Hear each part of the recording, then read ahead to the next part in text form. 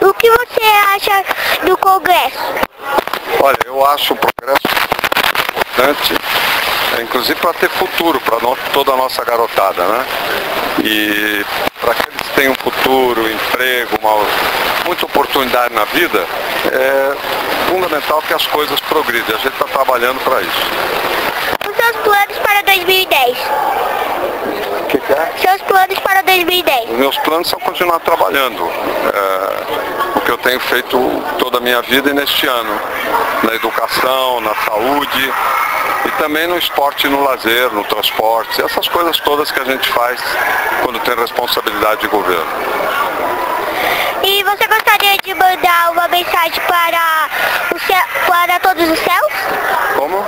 Você gostaria de mandar uma mensagem para todos os céus? Queria sim. Meu desejo é que aproveitem bastante os estudos na escola e aproveitem também bastante as outras atividades. Tudo que aparecer na área da cultura, do esporte, deve ser bastante curtido, bastante aproveitado. Muito